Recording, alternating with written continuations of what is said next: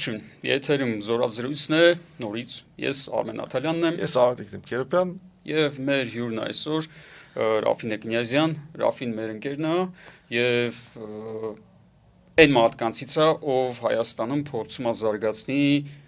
ԱԹՍ մշակույթը։ Ճիշտ կարամ ասեմ։ ԱԹՍ վարողների,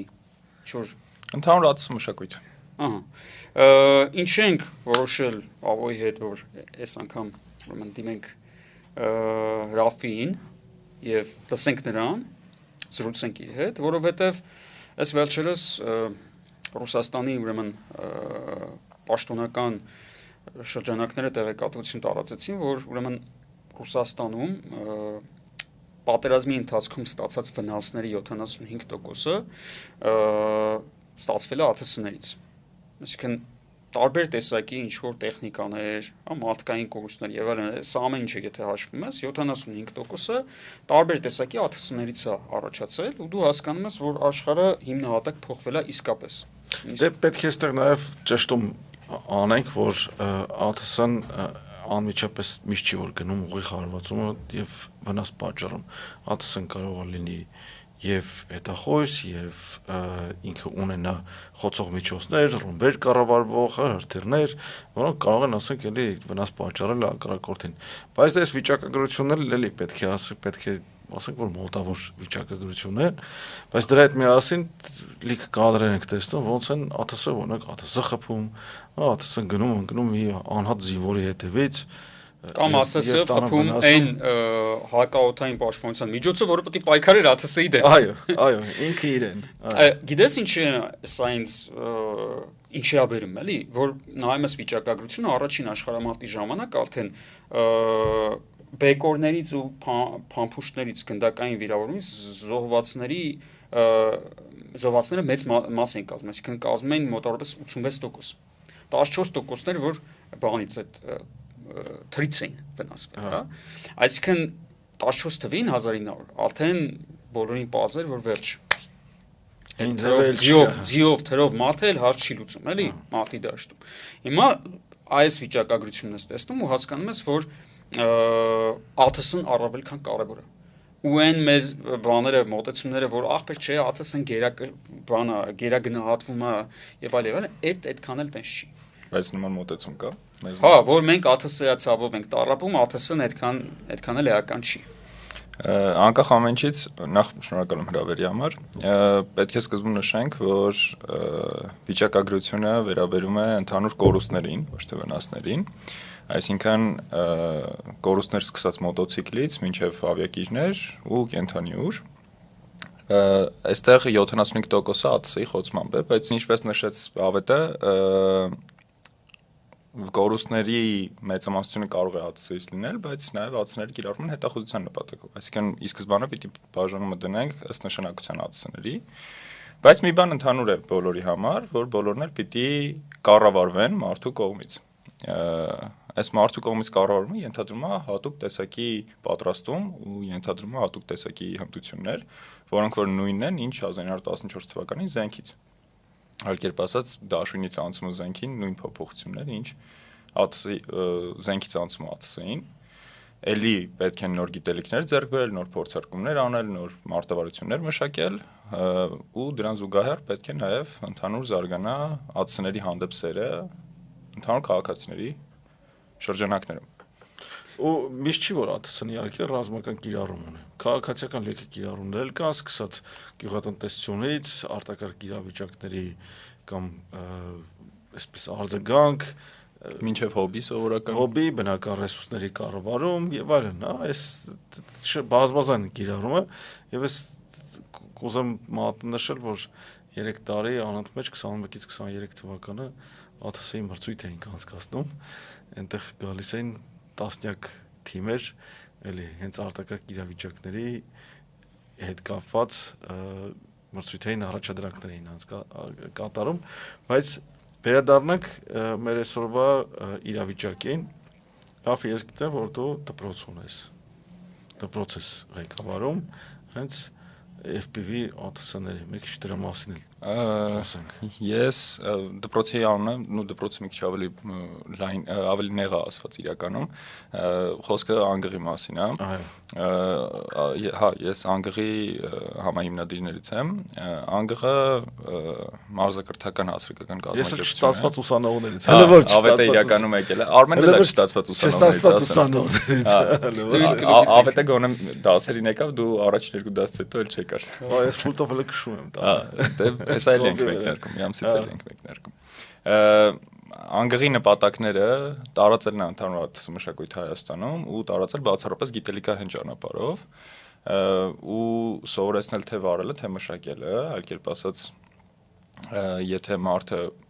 ցանկանում է մուտք գործել ԱՏՍ աշխարհ, թե վարելու, թե սարքելու տեսանկյունից, կարողանա մեր դասընթացների միջոցով մուտք գործի։ Ու բացի դրանից կազմակերպում ենք միջոցառումներ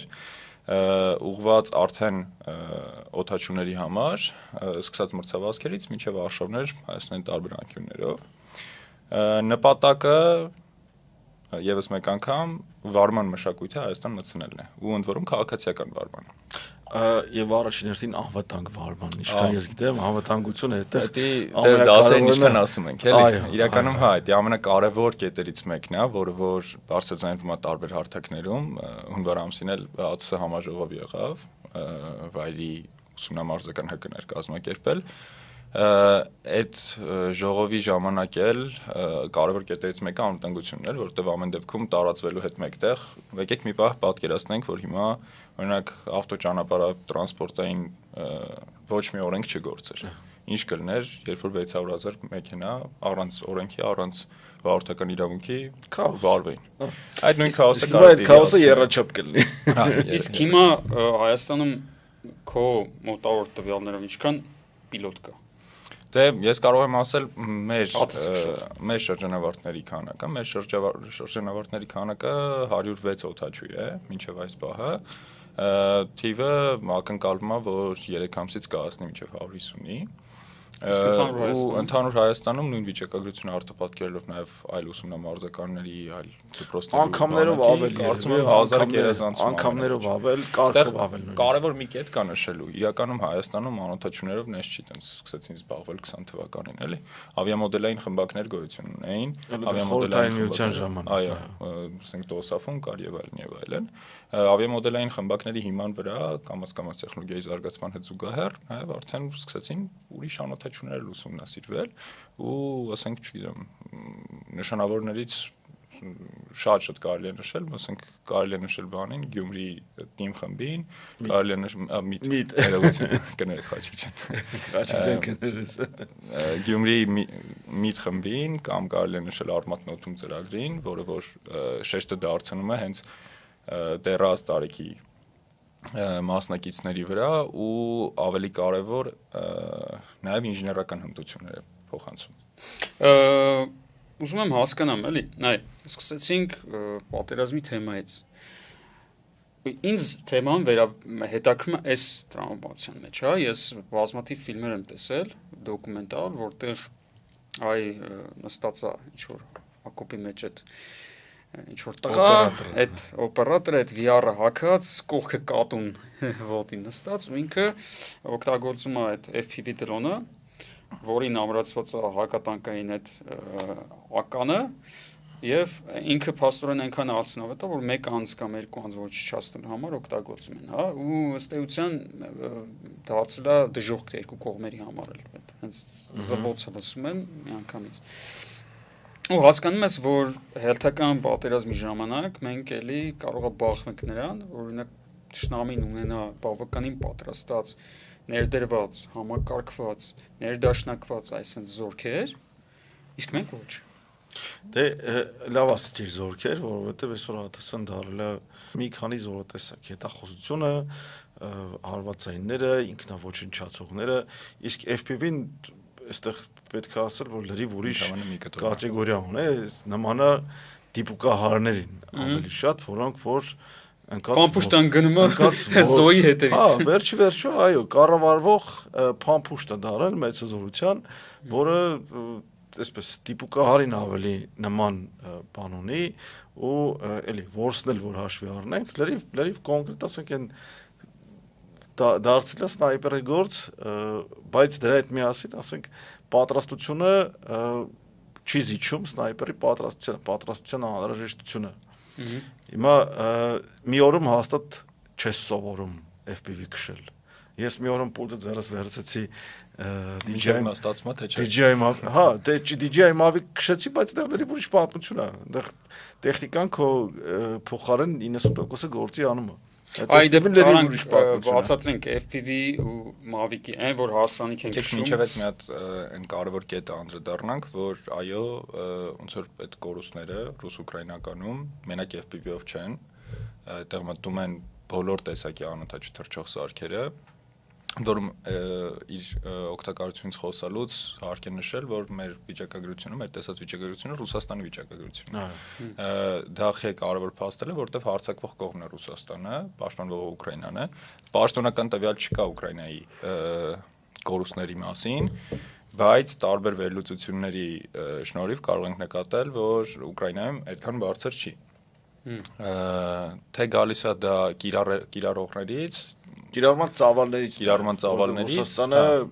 ուրիշ ոնց որ պարզ մի կարևոր բան։ Այսինքն ուկրաինական վնասները, ուկրաինացիների վնասները ավելի քիչ է։ Հա, դա գալիս է նաև այնտեղից, որ Ռուսաստանը ունի ամենատարբեր զորատեսակներ ու ունի դրանց փամփուշտների կամ արկերի պակասությունը։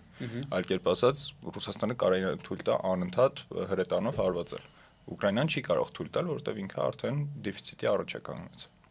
Հենց այդտեղ է, որ արդեն անհրաժեշտություն է առաջանում իրենց ավելի ճշգրիտ հարվածներ անելու ու հենց դրանից է, որ ԱՑՍ-ն ոնց որ շատ ավելի մեծ գերակշիռ մաս է կազմում, էլի։ Իդեպ նույնը կարող ենք հանգիստ արտապատկել Հայաստանում, ոնց որ Հայաստանում տոտալ բլոկադայի պարագայում հաստատ շատ արագ հասնելու ենք այդ մակարդակին։ Դες օրենք մոտավոր գներ ասեմ, 155 մմ-անոց արկի գինը կարող է մի 4000 եվրոից ավել արժեն, հա։ Հա, այս դեֆիցիտի պայմաններում թանկացել է։ Թանկացել է։ Այո, 82 մմ-ը 600 եվրո է, եթե։ Հա, իսկ ականը Ինամյոտը, հա։ Հա, ու դա ռեյն մետալի մասին չկա, էլի։ Բայց օրինակ առաջին FPV-ին, ցածր դասի FPV-ին $500 $300 նույնիսկ։ Պուլտի հետ միասին, այդ ամեն ինչով, հա, 5 դյույմանոց է։ Իրականում շատ մանրամասների մեջ, բայց այո, $500-ից պակաս գնով դու կարող այդ ավելի քիչ է։ Դա սովետից մնացել է։ Այդ սովետից մնացել է, բայց ասենք դրա արտադրությունն էլ կոպեկների գին է իրականում, որովհետև մեծ տեխնիկա, տեխնոլոգիա բացի դրանից արձակման համար մեծ տեխնիկա չի պահանջում, այսինքն հերետանին համակարգ, որը դեռ պետք է մի բան էլ մատակարարում ապահովես, տեղակայում ապահովես, իր սեփական պաշտպանություն պետք է ապահովես, ԱԹՍ-ի օպերատորը կարևոր է ունենա այն փոսը, որի կողքը նույնիսկ եթե խփեն հերետանիով, ինքը չվնասվի։ Ու նայում ես վիդեոները, երբ որ բառացիորեն sense ընթացքի ժամանակ կարողանում եմ մտնի այդ, ասենք զրահապատ մեքենայի այդ լյուկից նես։ Այդ արդեն վարպետություն է բա։ Պատտվում ասում։ Դա հենց պատրաստությունն է, երկրորդ կետն է։ Նման հնարքներով վարելու համար անհրաժեշտ ժամանակը մարզասարքի վրա, սիմուլյատորի վրա պարապելու մինիմում 30 ժամ է։ Դրանից հետո էլ մի 30-40 ժամ էլ իրական թռիչք է պետք։ 30-40 ժամ իրական թռիչքը, որ ավելի պատկերավոր պատկերացնենք, դա ամեն թռիչքը մոտավորապես տևում է մի 5-ից 10 րոպե, էլի։ Այլ կերպ ասած ինքը պետք է բայց նույն ԱԹՍ-ները չեն, որ ժամերով կարող են օդում մնալ, էլի։ Նույն դիպուկահարն էլ, որպեսզի դու դիպուկահար դառնաս, դու ահռելի փող։ Եթե համատություն ենք իրականացնում, իրականում դիպուկահար դառնալը շատ ավելի մահաճելի է, քան ԱԹՍ օպերատոր դառնալը, որովհետև ԱԹՍ օպերատորը վարելու հմտությունները զարգացնելու համար իր ԱԹՍ-ն պարտադիր չի ջարդի։ Իսկ դիպուկահարը օրինակ 338 դրամաչափի դիպուկահար զենքից կրակելու համար ամեն փամփուշտը 6000 դրամով առնի պետք է ուրախանալ։ Նյութացախսը ամեն դեպքում այնտեղ նյութացախսը դիպուկահարի։ Իսկ դիպուկահարը ավելի թանկ է նստում։ Պատրաստությունը այո ավելի թանկ է նստում, հետո պետք է հաշվի առնենք բան, ամեն ոք չի կարող դիպուկահար դառնա։ Հոգեբանական պատրաստությունը, ֆիզիկական պատրաստությունը, հա։ Մի բան էլ դիպուկահարը շատ խոցել է այսօր։ Այսինքն Իրան հայտնաբերել է բավականին շատ բան, հա։ Որտեղ Զերիպուրտը ռադիոճառագայթում ունի։ Պետք է նույնիսկ եթե այն լարային կապով ենք դիտարկում, երեք մի հատ տեղեկություն իմացա, դեռ չգիտեմ հաստատված է թե չէ, բայց ասում է բաներով գիշերային տեսանության սարքերով հնարավոր է լավ երևում է, որովհետև ինքը ինֆրակարմիր ճառագայթում ամեն դեպքում էլի, օպտիկական։ Ի վերջո նույն այդ օպտիկա մանրաթելային կապը ինքը թռիչքի ժամանակ այդ 10 րոպեանոց թռիչքի ժամանակ կարող չհայտնաբերես, չհասցնես հայտնաբերել։ Բայց այդ գետնին մնում է ընկած ու կարող է այսօրվա տեխնիկական միջոցներով լավ էլ հայտնաբերել, թե որտեղից է սկսել թռնել։ Ոսկով մի արժեքորեն չի որոշվում էլի դա։ Մի հատ էլ կարևոր բան կա։ Այդ 155 մմ-անոց արկը, նույնիսկ եթե դու այդ 6000 եվրոն ունես, օրինակ մենք հնդկականները առանք, ֆրանսիականները առանք, ֆանտաստիկ է, չէ՞, բայց եթե պատերազմը սկսես, դու իրան չես կարողանալ ներկրել։ Վրաստանը թույլ չի տալու իր տարածքով ցամաքային դու բան բերես, Իրանն է թույլ չի տալու, նույնիսկ եթե թույլ տա, խոցել ճանապարհներին շատ հեշտ է լինելու Թուրքիայի համար։ Նույն այդ հնդկականը, հա, այդ Մեղրիի նեղ ճանապարհին։ Իսկ էս ATS-ի պլյուսը այն է, որ նախ դու իրան կարաս տպես օրինակ 3D printer-ով որոշ դետալներ։ Դու կարաս ահռելի քանակությամբ Չինաստանից, որոշը կարևոր է։ Հա, Չինաստանից լիքը բան մեկ է ներկրում, Չինաստանից կարաս բերես, պահես։ Բայց այստեղ հարցը ուրիշ բան է։ Այստեղ տես խոսեցինք դրա մասին, հրետանին պահանջում է մատակարարման անընդհատության ապահովում։ Էս էլ է պահանջում, բայց այստեղ զինվորը կամ ATS օպերատորը ձեռքին կարող է ունենալ գրի մի 4-5 հատ մենակով ընդհանրապես ապահովման խնդիր չկա, այսինքն այստեղ մենակ ունենաս մարդկոցը լիցքավորելու հնարավորություն, որ կարողանաս թռիչքից առաջ լիցքավորված մարդկոցով կարողանաս թռնես։ Մատակարարումների եւ ընդհանրապես ապահովման մի քանի կարգ ավելի հեշտացում կա։ Որովհետև ինքը քաղաքացիական նպատակով ընդհանրապես շարժիչներ պիտի պատվիրեցնի, որ ռադիոկապես է։ Չէ, այդ իրականում հարվածող մասը ստեփայես հենց գործողության ժամանակ, բայստից դիր կամ հենց մարտական գործողությունների ժամանակ, որ պետք է զինամթերք հասցնես, ասենք նույն այդ հրետանուն եւ այս մի դեպքում, որը պահանջում է բեռնատար, պահեստ, ճանապարհ, հա, իսկ այս դեպքում դու ունես ձեռքի արկի մեջ կամ ուսապարկի մեջ տանող զինամթերք, որը այսպես թե այնպես իրականում է սրան նյութը ապահովում էլ ինչ որ մի մակարդակի կախված ինտենսիվություն խնդիր կլինի, բայց այո, ինչ որ նախնական մակարդակում առաջին ամսում գոնե թե չենք զգա էլի։ Այստեղ իսկ դու կարող ես սովորացնել ինչ որ մեկին շատ արագ հավաքել ATS-ը։ Հա, բայց խնդիրը բաղադրիչ բերելն է։ Օրինակ մեր դասընթացում ինչի է վարման եւ մշակման, որտեվ երկուսն էլ խիստ կարևոր են, թե նորոգումը ու սպասարկումը, թե միաժամանակ վարելը։ Մատակարարման տեսանկյունից իրականում այսօր երբ որ մի փոքր ավել ապրանք ես ուզում առնես, օրինակի համար, բարձ օրինակ ասեմ, մեր դասերի պարտադիր պայմանն է, որ ամեն մասնակիցը իր անօթաչուն պիտի ձեռք բերի, որը դասից հետո իրան մնալու։ Այս անօթաչունների պատվերները գրանցելիս ոնց որ եթե հասցրեցիր, կարաս Ամերիկայից պատվիրես, եթե չհասցրեցիր, պիտի ստիպված չինացիներից, հենց արտադրողից գնես, որի ժամանակ տենց մի 17 հատ թուղթ է ստորագրում, 18 տեղ էլ ոնց որ ասում է կաֆել մետլախը ցույց է տալիս, մենակ նրա համար, որ ինքը դա քեզ վաճառի, որտեվ ինքը ուզում է իրեն ապահովագրի, բանից պատերազմական միջավայրում չօգտագործվելու։ Դե դա մենակ ATS արտադրողներին չի վերաբերում իրականում, մենք որպես այդքան ծանր դիվանագիտական կշիռ չունեցող պետություն մշտապես մեր մշակողները, հենց տեխնոլոգիական մշակողները, ոչ միայն, նման խնդիրները առաջ կանգնում են, նույնիսկ նախարարությունը, մտանախարարությունը մի ժամանակ բաներ անում, կարիքներ էր հավաքում, որ գնա փորձի այդ կարիքները, այդ խնդիրները լուծել, հենց անմիջապես Չինաստանում, թե Եվրոպայում, թե Ամերիկայում, չգիտեմ ուր հասավ դա, բայց ամեն դեպքում փաստային է, որ այդ խնդիրները կան։ Ու այդ խնդիրները մշտապես առաջանում են, քանի մենք ակտիվ հակամարտության մեջ ենք գտնվում։ Բայց նույն Ռուսաստանի ու Ուկրաինայի պատերազմը Չինաստանը հայտարարում էր, որ ես չեմ ուզում իմ ապրանքը օգտագործվի այդտեղ, բայց վիդեոներում նայում էի, ահռելի քանակությամբ, ասենք, դրա համար արդեն գալիս է դիվանագիտական կշիռ։ Ու բացի դրանից դրա համար էլ օրինակ մասնավորապես ասենք բանից արտադրողներից մեկին ամենամեծ Rush FPV-ին բան արեցին, այս վերջերս կալանավորեցին։ Որտեվ վաճառք է ունեցել բանին պատերազմի երկրին։ Դե իրանց ձեռքում ոնց որ քաղաքական տարբեր բաներ են,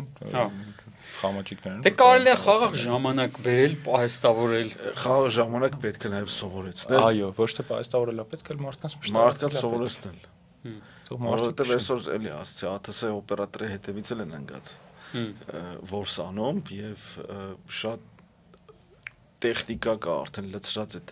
առաջնագծում երկու կողմից էլ, որոնք որ հենց ուղիղ կոչված են հենց ԱԹՍ օպերատորներին հայտնվելու, որովհետեւ այսօր ամենա պահանջված որսն է։ ԱԹՍ օպերատորը ռուս-ուկրաինականը նկատի ունես։ Ռուս-ուկրաինականը նկատի ունեմ, բայց նաև դա մնացած բոլոր կոնֆլիկտներին է վերաբերվելու։ Հիմա եթե ասենք Ամերիկան որ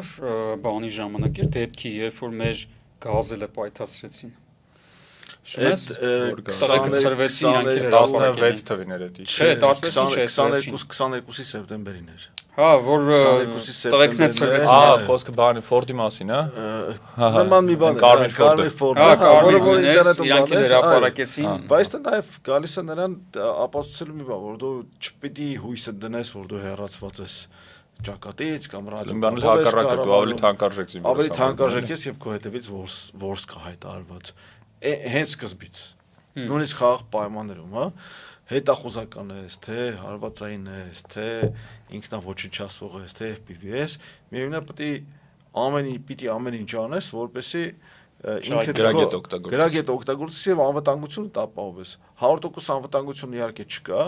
բայց ասենք եթե կարելի է անտենան մի 100 մետր անկում տանել եւ լարով կպնել դա անտենային, այդ պետք է անես։ Չկա փաստորեն մեր բանակում տենց ինչ-որ գայդեր, այսպես ասած, ուղեցույցներ։ Դե բանակում չեմ կարող ասել ինչքան գայդ կա, գիտեմ որ բանակում լիքը այսօր զբաղվում են ԱԹՍ-ներով, նույնիսկ ԱԹՍ-ի վարչություն ունենք, նշանակված հրամանատար ունենք, էլի գիտենք որ պետական մարմինները հայտարարում են որ լիքը պատվեր կա տված, ընդ որում այդ պատվերի մի զգալի մասը ԱԹՍ-ներ են, բայց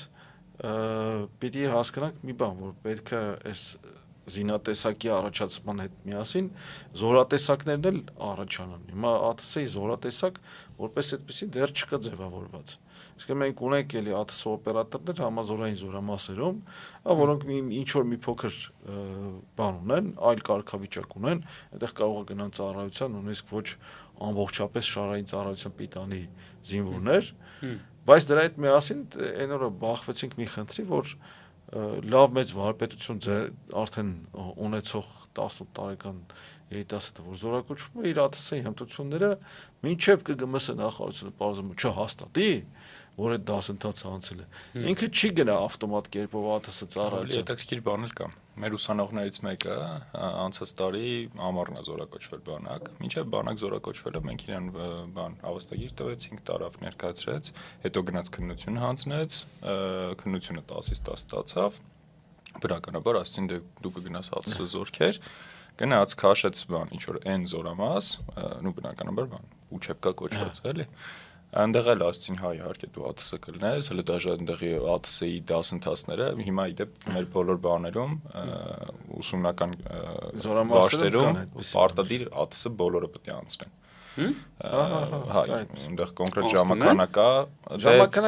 բայց դե հրանգիչների բացից է գալիս եւ այլն շատ կետեր կան էլի ոնց ասեմ հիմա մեր ասենք Մավիկ են սովորում դասակիրը Մավիկ Մավրիս թղթի վրա ոնց որ մինչեւ արդեն Բաքուն գրավել էինք բայց դե մինչեւ հիմա ասենք նույնիսկ ուսումնական զորամասերում ամեն տեղ չի որ տեխնիկական ապահովությունը կամ հրանգիչների հարկայությունը ուսումնական զորամասում ով է զինվորին շարային սովորացնում, ով է զինվորին կրակել սովորացնում, ով է զինվորին, չգիտեմ, մարտավարություն սովորացնում։ Սպան։ Նույնիսկ չէ։ Բոլորը նույն մարդն է։ Այո։ Հիմա այդ նույն մարդուն մի հատ էլ 18-րդ մասնագիտություն ավելացավ, էլի։ Բնականաբար այդպես չի աշխատում։ Դա որակը չի կարող ապահովել, էլի։ Բայց ոնց են կոմպենսացնում, ոնց որ տարբեր զորամասերում արդեն այսպես մեր ուսանողի պես ոնց որ մարդիկ լինում են ու իրանք էլ սովորացնում են։ Բայց դրանից հետո երբ որ գնաց արդեն իր հիմնական զորամասում բարձրացավ բան դիրքապահ որպես հետևակ տվին ավտոմատը ձեռը եւ այո բահը հիմա բարեբախտաբար ոնց որ նորից հետ են եկել հիմա բանում է էլի վերապատրաստում անցնում կոնկրետ ինչ որ X ԱԹՍ-ի վրա էական չի ինչ բայց ինչ ենք սովորում այդտեղից որ փաստացի ինչ որ մի հատ խոսալու համակարգ չկա որը որ զինկոմիսարիատները կօգտագործեն մարդուն զորակոչելու հմտությունները հաշվի առնեն։ Դե ոնց որ հիմա տես, ասենք կա քաղաքացիական, հիմա զարգացնում են քաղաքացիական զենքի մշակույթը, հա, փորձում ենք այսպես կա նաև ճշգրիտ հրաձգության ֆեդերացիա եւ այլն, բայց այդ մարդկանց զին հաշվառման մասնագիտությունը մնում է իր նռնական հետորդը կամ կապավորը կամ հոպը, որը գնալու եւ այդ իր հմտությունները առավելագույնս կիրառելու հնարավորություն ուղղակի մարդը չի ունենալու։ Հա, բայց զորակոչվել է էլի նույն ավտոմատը տալու են ձեռը։ Սա նշանակում է, որ մենք 20 թվականից ոչ մի բացարձակապես ոչ մի դաշ չենք քաղել, որովհետև համար 1 խնդիրը, որը ֆիքսել ենք, դա վայնկոմատների վատ աշխատանքն էր, հա, այն ժամանակ էլ մարդը գրադի մասնագետ էր, ֆանտաստիկ իր ձեռը տվել էին, ավտոմատ գրանցել էին որպես հրաձիգ, ուղարկել էին դիլ։ Հիմա վաղը մյուս օրը ԱԹՍ-ները պահեսներում կա, այս ինչը կա, այն ինչը կա, մասնագետը չկա, ասել են, արա, դե մասնագետ չկա, մասնագետը այդ նույն պահին ցեխի մեջ նստած ավտոմատով կարծում եմ քաղաքացիական պահանջն է ասունանում, այդ դեպքի քաղաքացիական պահանջ լինի, էլի։ Ամեն դեպքում պետությունը դա առաջին հերթին քաղաքացին է։ Իսկ Նարգիս տատին ինչ ասի։ Բալաճա ես մասնագիտական համայնքները այստեղ արդեն պետք է պահանջատեր լինեն, որպեսզի այդ մասնագիտությունները, որոնք որ քաղաքացիական ոլորտում ձևավորվել են եւ արդեն կա մասնագետների քանակություն, հա, այդ արդեն մասնագիտական համայնքը պետք է թելադրի բանակին, ոնց բանակում ասենք ինչ որ պայի հասունացավ, ասենք կիբերավտանգությունը ինչ որ պայի բանակում հենց այդ մասնագիտական հանրության ճնշման տակ առաջացավ։ Կներես, էլի, հիմա ազատազեն ու նմանատիպ այլ կազմակերպություններ, այդ դիպուկահար դպրոցի զարգացմանը ուղղված ինչ-որ քայլեր են անում, դա ինչ ձևով ազդում բանակի վրա, իմ կարծիքով ոչ մի բանակը վերևից արի չասենք բանակի վրա ազդում է կամ չի ազդում, արի ուրիշ սահմանում տանք, էլի, արի ասենք, որ պայմանական ԱԹՍ-ների օրինակ ասեմ, էլի, բանակում կա ԱԹՍ օպերատորների խնդիր։ Այդ խնդիրը, օքեյ, բոլորը գիտեն։ Լուծումը կարանք ասենք բանակը պետք է էսանի ենանի կամ կարանք հասկանանք, որ ամեն դեպքում Հայաստանի Հանրապետություն նախագծում բոլորս դերակատարում ունենք ու կարանք հասկանանք, որ ամեն դեպքում մեզնից էլ է հասնում այդ պատասխանատվությունը բանակի այդ օղակը զարգացնելու։ Ու միաժամանակ կարանք նաև հասկանանք, որ քո ասած Նարգիս տատին չի կարա ոչ մի բանով դրան օգնի, որտեղ դրա մասնագետը չի։ Սա պետք է եւ առաջարկ լինի օգնության, եւ պահանջը լինի։ Ես այդ օգնությունը արձագանք ստանա։ Դիլետանտ եմ, բայց պատկերացնում եմ մի հատ լուծում։ Եթե դու ունես գործիք, դա բանակն է, բանակում էլ ունես մի հատ գործիք, կոչվում է սերժանտ։ Ուչեպկան ավարտում է, գնում է դառնում է սերժանտ, Ուչեպկեքում բոլոր սերժանտները պետքա ֆանտաստիկ սովորեն դրոն քշել FPV, որ գնան զորամասում սովորացնեն նույնը զինվորներին։ Պարզա, կարա օգնեն մասնակիցները, կարա։ Հիմա փոխվել է համակարգը նախ։ Հիմա զինվորները մինչև զորամաս հասնելը ուչեպկային հասնում բոլոր, սերժանտը չի հասնում մենակ։ Իսկ ինչ վերաբերում է ընդհանուր բանին, այնուամենայնիվ, արի վերադառնանք նորից նույն կետին, որ այս դեպքում արդեն բախվում ենք այն խնդրին, որ թե ԱԹՍ-ն, թե բանը, թե նույն տրամաբանությամբ նաև հրաձգությունը, քրակային վարժանքները, նույն խնդրին են առնչվում, էլի, դա ոնց որ ԱԹՍ-ի դաշտի խնդիր չի։ Դա մի քիչ ավելի ուրիշ մակարդակի պատրաստության խնդիր է։ Կարծում եմ իմաստ չունի դրա մասին խոսենք, որտեղ ոնց որ թեման մի քիչ շեղում ենք, էլի։ Տես պատրաստությունը, հա, ի վերջո զինվորի կամ օպերատորի արդյունավետությունը մարտադաշտում 90%-ով դա պատրաստության խնդիրն է։ Հրամանատարությունը իրականում ընդամենը 10%-ն է։ Հա, եթե զինվորը կամ օպերատոր կամ մարտական միավորը պատրաստ չէ այդ մարտական խնդիրը կատարելու, այդ մարտական խնդիրը չի կատարում, ինչքան լավ հրամանատար ունեցար։ Հա, եւ իսկ եթե մարտական միավորը պատրաստ է իր խնդիրը կատարելու, հրամանատարի մոտ էլ արդեն վստահություն առաջանում եւ գիտելիք եւ վստահություն, որ իր հրամանատարության ենթակայության տակ գտնվող մարտական միավորները հնարավոր լինելու խնդիրը կատարել։ Վերադառնալով պատրաստությանը, իհարկե, այն 10000 ժամի մասով չեմ ուզում պնդեմ, ասում են, չէ, որ մի գործով եթե 10000 ժամ զբաղվես, կդառնաս սուպեր պրոֆեսիոնալ, FPV-ն այդպիսի 10000 ժամի պատրաստություն չի պահանջում։ Բաժանենք 100-ի։ Բաժանում ես 100-ի, այո, որովհետև տեխնիկան ինքը արդեն լիքը բան ինքնուրույն անում է։ Իսկ պտտակները ինքնուրույն պտտում են, հենց դու պուլտը վրա երկու հատ կոճակը ներքև քաշեցիր կամ վերև տարար էլի։ Հա, բայց գալիս է չի որ հասանելի է, օրինակ Ռաֆինց այդ ստեղծած, այսինքն բոլորը չեն կարող իրենց թույլ տալ ԱԹՍ առնել։ Սովոր է, ասենք, դե նայ, դա արդեն ավելի հետաքրքիր հարց է, այստեղ ոնց որ համայնքի զարգացմանը զուգահեռ կարծում եմ այդ կետին կհասնենք, իդեալական դեպքում բնականաբար այս ամեն ինչը պիտի դպրոցում ուսուցանվի։ Պետական քաղաքականության հարց պետք է լինի եւ դպրոցում պետք է ուսուցանվի, այո։ Այս պիտի հասնենք այդ կետին, էլի։ Սկզբում ոնց որ մի հատ պետք է համայնքը ձևավորվի ընդհանուր, համայնքը նոր է քայլեր անում, էլի, քայլեր ձեռնարկում։ Այո, եղել են ավիամոդելային խմբակներ, այո, ոնց որ քաղաքացիականում զարգացել է ոլորտը ու շատ լավ է զարգացել։ Այսպես ասեմ, այսօրվա ռազմարտությունաբերական ընկերությունների տված արտադրանքները դա հենց ավիամոդելային խմբակների դպրոց ունենալու Հայաստանում, ոչ թե ինչ-որ լոկալ դպրոց։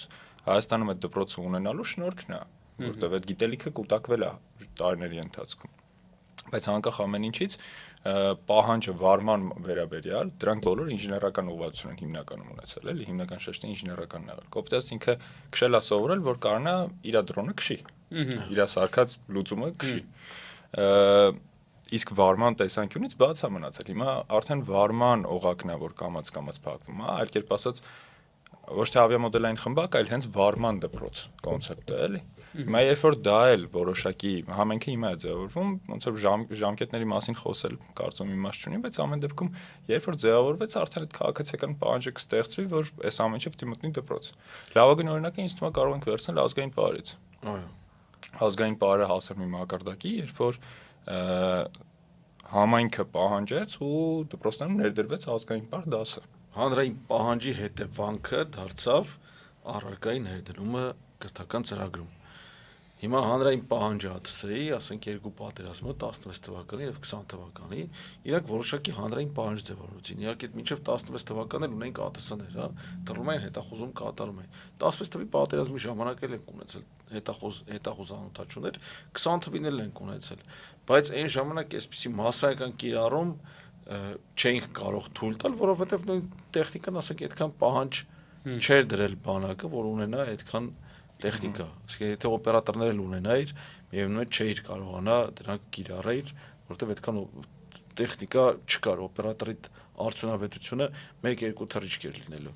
21 թվականին, երբ որ առաջի հավքը անցկացրինք, այդ ժամանակ եկել էին արդեն թռիչքային մասնակցությունը, երևի 50% FPV էր։ Այսինքն FPV մրցույթը, հա։ Մրցույթը, որը անցկացրինք, ԱԹՍ-ի առաջի մրցույթը, որը անցկացրինք, FPV տրամաբանությամբ էր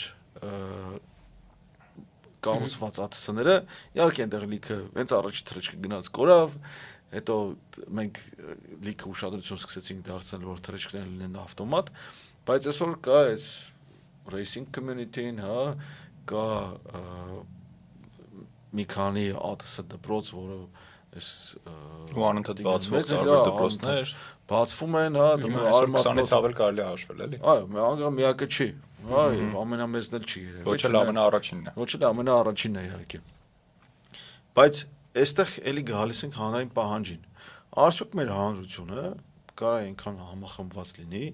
որ կարողանա այդ պահանջը դնել, որ դա վերածվի պետական քաղաքականության։ Իսկ դրթական ծրագիր։ Ես հորետես եմ, ես կարծում եմ, որ արմատը վերածվեց պետական քաղաքականության, դելի մասնագիտական համայնքի ճնշման ներքո։ Հետո արմատը այնքան մեծացավ, որ ինքնուրույն կարողացավ արմատն օթումը անի։ Հիմա այս հոբբից մինչև մասնագիտություն, այս շղթան է պետք է ապահովել, որ հոբբին դառնա հետաքրքրություն, այսինքն հետաքրքրություն դառնա հոբբին դառնա մասնագիտություն, մասնագիտությունը դառնա արդեն ինդուստրիա։ Հա, երբ որ դու ինդուստրիան կարողանաս ձևավորես, հիմա արդեն ինդուստրիան է ձևավորվում։ Այստեղ կարծում եմ շատ կարևոր մի հատ կետ կա հասկանալու FPV-ն առասարակ ոնց է զարգացել ամբողջ աշխարհում։ Ու անթաչու թռչող սարքերը բնականաբար առաջնային կիրառությունը ռազմականն է եղել, բայց բաները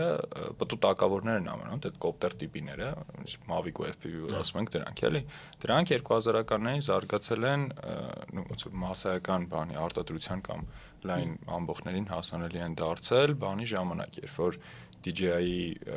բանը հիմնադիրը Ֆրանկ Վանգը իր բանը արեց, ավտոպիլոտի սխեման մշակեց, ծրագրային ապահով մշակեց, որպեսզի ավելի հասկանալի լինի, դա պարզապես ստաբիլ թռիչք ապահովող ծրագրային ապահովում է։ Ու ընդ որում այն ժամանակվա ստաբիլ թռիչք ապահովողը դա դեռ մի 20-30 սանտիմետր լողացող օդում ստաբիլ թռիչք էր, էլի։ ինքն էլ ինչի համար էր դա սարքել, իհարկե այտենց օֆիցիալ լեգենդա դա էլի, որովհետև բանում ոնց որ պարկում ամեն անգամ խաղալիք ուղաթիռ էր թռցնում ու այտենց ոնց որ չէր կարող կառավարել, հա, այտենց աղջիկները տեսնում են կարմրում էր էլի, վատ էր զգում իրան, այտենց դրա համար բռնեց դա սարքեց էլի։ Իհարկե շատ միֆային լեգենդա, բայց ամեն դեպքում Ինչևէ, դրանից հետո արդեն սկսվեց դրա լայն կիրառությունը բանում, կինեմատոգրաֆիայում, այդ DJI Phantom դրոնների օրինակ 13 թվականին դուրս եկած, ու կամաց սկսվեց տարբեր ոլորտներում զարգանալ գյուղատնտեսություն եւ այլն։ Սրան զուգահեռ այդ նույն ավտոպիլոտի բաց կոդով տարբերակները կային։ Այդ ավտոպիլոտը եկեք ծրագրային ապահովումը հասկանանք, տարբեր բաց կոդով ծրագրային ապահովումներ կային, որոնք որ սպասարկվում էին համայնքի կողմից։ Բաց կամ կիսաբաց։ Հա, կամ կիսաբաց։ Կիսաբաց։ Պիքսոկը կիսաբաց է, չէ՞։ Ну, ավտոպիլոտը բաց է, հա։ Բայց մի հատ կարևոր բայց կար։ Սրանց շեշտը հիմնականում դրված էր առաքելություն կատարելու, տարբեր արդյունաբերական խնդիրներ լուծելու եւ այլնի համար։ Խիերեսի բայց, որտեվ մարդը պրոստը ուզում էր լավ ժամանակ անցկացնել, էլի, պրոստը ուզում էր հաճելի քշեր, դրա համար ոնց որ այդ մարդիկ էլ հավաքվեցին ու առանձին մի հատ բան սկսեցին զարգացնել, տենց 13-14 թվականներին մոտավորապես էլի։ Դա արդեն բանն էր։ Betaflight-ա կոչվում, ինքը ոնց որ շատ թեթևացրած է, չկա ոչ մի բան, նու հիմա արդեն մանրից ավելացնում են, բայց այն ժամանակ չկար ոչ մի տենց բան ապահովումներ, ծրագրային ապահովումներ, ինչը թույլ էր տալիս շատ թեթև աշխատող բաների չիպերի վրա լինել։ Չիպերի վրա։ Ինչը էապես էժանացնում էր գինը, ու բնականաբար ոնց որ ոչ մի ստաբիլիզացիա չկար, ոչ մի բան չկար, ստաբիլիզացիա ասած ինչ ենք ենթադրում, որ դրոնին թողես ինքը կանգնի իր տեղում։ Թեկուզ թեթև լողով, բայց կանգնի էլի։ Սրանցում չկար այտենց ոչ մի բան, ամեն ինչ պիլոտը աներ, բայց պիլոտը հենց այդ էլ ուզում էր։ Պիլոտը ուզում էր թռչունի ազատ թռիչքով թռներ։ Ուստի լիակատար վերահսկողություն։ Բայց մի հատ բայց էլ կար։ Երբ որ 100 մետր հեռու էր գնում, էլ այդ փուճուր դրոնը չէր եղել։ Դրա համար վրան մի հատ կամերա են դնում։ Արդյունքում ստանում են առաջին դեմքով թռիչք, նես տպավորություններ, որ պիլոտը գտնվում է հենց բանի սարքի մեջ։ Այդտեղից էլ եկավ անունը, FPV-ն բացվում է որպես first person view, որը հենց առաջին դեմքով թռիչքն է, էլի առաջին դեմքով տեսադաշտն է։ Ինչևէ, ամբողջ պատմության ընթացքում, ոնց որ վերջի 12 տարին որ FPV-ն է անդադ զարգանում, ինչևէ էլ բնական որ բաներ կային, բայց ոնց որ ընդհանուր զարգացումը եկեք վերջի 12 տարում նայենք, միշտ զարգացել է որպես հոբի ինքը։ Միշտ մինչև 22 թվական, էլի։ Որպես հոբի գնալով արագացրել են բաները, դրոնները, բնականաբար տեխնիկան զարգացնելով են, գնալով թեթևացրել են, գնալով եւ այլն։ Ռեկորդը 360 կիլոմետր։ Այս վերջերս Red Bull-ի դրոնը հավասար 360 չէ, 360 հենց Ֆորմուլա 1-ի բոլիդի զուգահեռ թռնում էր, էլի։ Ոնց որ հիմա մինչև 22 թիվը անընդհատ այնց հոբին աճում էր, տեխնիկան էլ էր աճում դրա համար, տարբեր բաներից ելնելով էլի, ասենք մարդ կար սիրում էր հեռահար թռիչք իրականացնել, long range թռնել, դրա համար ինքը իր դրոններ սարքում, իր կոմպոնենտներ սարքում, ծախում եւ այլն, այտենց ինդուստրիան զարգացավ ու հասավ բանը ռուս-ուկրաինականը, երբ որ մարդիկ որոշեցին, ասին, արա այդ արագ թռնողը ինքը քարշի ուժ է գեներացնում։ Այս քարշի ուժը ես կարամ կիրառեմ օգտակար բեռս շատացնելով։ Իսկ եթե այն ժամանակ խնդիրը թեթև անելն էր, որ արագ թռնես, հիմա խնդիրը թեթև անելուց բացի այդ արագ թռնելու են բանը, արագ թռնելու փոխարեն ծանր ծանրություն կախելն էր։ Ու արդեն տենց սկսեց զարգանալ։ Այսինքն ինչ ենք հասկանում։ Մինամյութ ինչ ասես տենց գցել ու այդ FPV-ները, որոնք իրանք են հենց գնում խոսում։ Բայց ամենակարևոր կետը այստեղ որն է։ Այստեղ կարևոր կետն այն է, որ 80-90%-ը նույնիսկ նախկինում ունեցած կոմպոնենտների մնացին նույնը, չփոխվեց ոչ մի բան։ Ու քշելը չփոխվեց։ Այսինքն մաքուր քաղաքացիական հոբիիստ են կայֆավատ լինողները դարձան բաներ, զենքեր։ Ուստի հենց դրանից է գալիս, որ այդ քաղաքացիական պահանջ ասվածը եւ այլն, իրականում դրոն քշելը էդի բան Հայաստանը փրկելը չի, էլի։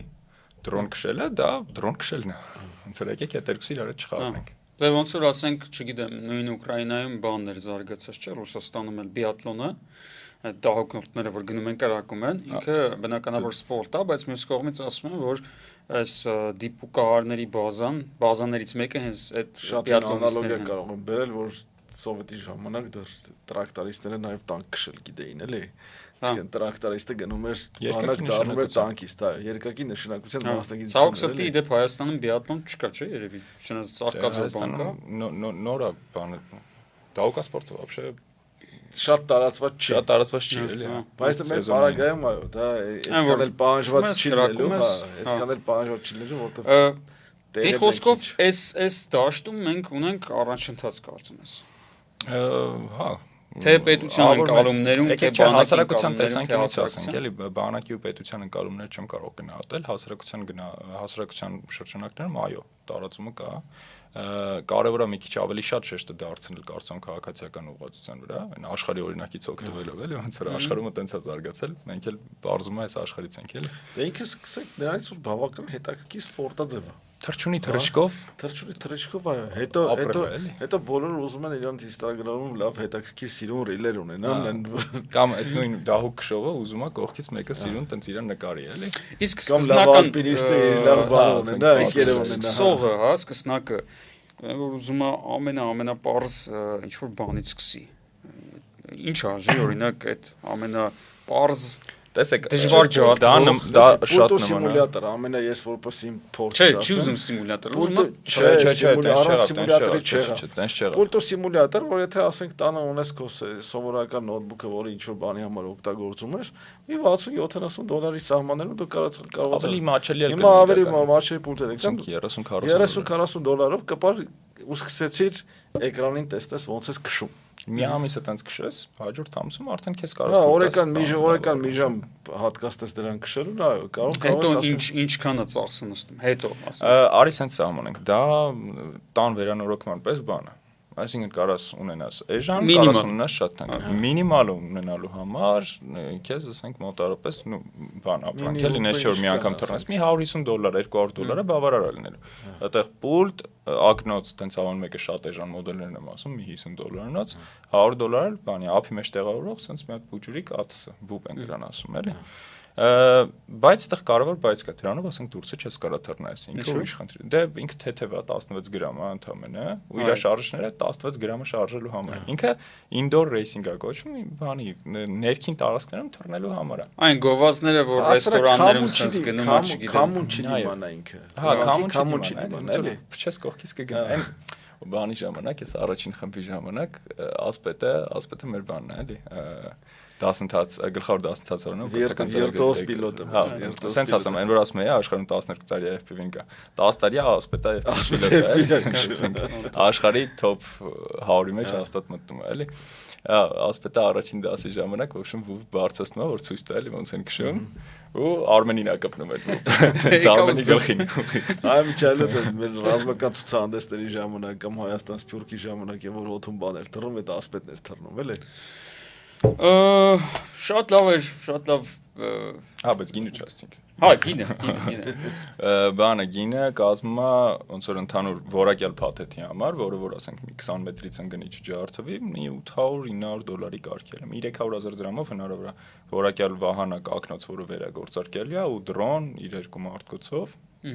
որը որ հետագայում արդեն բան կլինի, էլի։ Կկարանա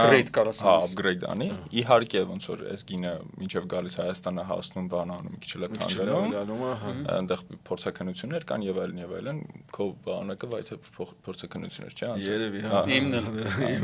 Քոնը դե խմբային պատվեր էր։ Հա, բայց էլի այսպես թե այնպես անցնում է, էլի։ Հա, բայց ինչև է, ոնց որ տենց լավագույն դեպքում այդքան կնստի։ Իհարկե որ Հայաստանում խանութ ունենանք, որը նպատակներում կա ու Հայաստանից այդ ամենը ասանելի ու ուղիղ չինացիներից արդեն մեծականակ պատվերներով անենք բնակարանում այս գինը կնվազի։ Ծուր եթե Ամերիկայում կարողանում են այդքան ծախել, Ամերիկան էլ հեսես վերջերս էլ հարկը բարձրացրեց вообще հիմա վահանակների գինը բարձրանալու հաստատ։ Մի քիչ ավելի մենք հաստատ Հայաստանում ավելի էժան կարանք ծախենք, քան Ամերիկայում, էլի։ Okay։ Անհասանելի չի ամեն դեպքում, անհասանելի չի, բայց էլի դրա համար պահանջվում է որպեսզի հետաքրքրությունը առարկայանա, այսինքն գա, տեսնի Հիմա ազատազենում համարյա ամեն շաբաթ կիրակի թռնում են։ Ամեն շաբաթ օր, հա, ամեն շաբաթ օր թռնում են, հա, գա այդ հետաքրքրությունը տեսնի, նաև համայնքին ծանոթանա, հա, որովհետև իմ իմացածով լիքը լավ մարդ կա այդ համայնքում։ Ու կայֆ վիդեոներ։ Ու կայֆ վիդեոներ անի, հա։ Բայց չմոռանալով անվտանգության մասին, այդ ամենակարևորը։ Սենց տնենց ինչ ուզում ես արա, մանկապարտեզի հայաթում չես թռնում։ Դա կարևոր է։ Մեքենաներին մոտ չես թռնում ճանապարհին։ Եկեք սենց սահմանենք։ Մենք օրինակ մեր ուսանողներին ինչ ենք ասում, առաջին մի տարին քանի դեռ ոնց որ full վստահություն չկա, ոչ թե ձեր վստահությունը, կողքիների վստահությունը, մարդը շատ տարածքում մի թռեք ու մարդը շատ տարածք ասելով մենք սահմանում ենք, ասենք տենց 10 հոգուց ավել ինչ որ միտեղ է, էլի։ Որովհետև այնուամենայնիվ նու պարզ բան ասեմ, մեր թռիչքների ժամանակ էլ լիքը միջադեպեր են լինում, երբ որ օրինակ ямар խումբը բացազատված լիներ, ասենք դաշտում ինչ որ մեկը լիներ, կարող շատ հանգիստ գլխին ընկներ։ Դրա համար ամեն դեպքում շատ կարևոր է, որ ուսումնական process-ի ժամանակ կամ այդ սկսնակ ժամանակները Հայաստանում ոնց որ լիքը սիրուն տեղ կա, էլի բացի կասկածից։ Բանից բարձրացումը գեղարվեստի բնազդային մակարդակի չհասնես տա։ Կակրաս հայրենաճանաչում էլ կունենանք, էլի։ Շնորհակալություն Ռաֆի ջան, շնորհակալություն ես հետաքրքրի համար։ Ես հուսով եմ, որ մենք այս ոլորտում կունենանք ի վերջո գոնե հանրային մակարդակում ինչ որ զարգացումներ։ Գոնե մարդիկ բնազդական լեվելում, բնազդային։ Ես եմ շնորհակալ Ռավի համար։ Զորազրույցների եթերում։ Հաջողություն։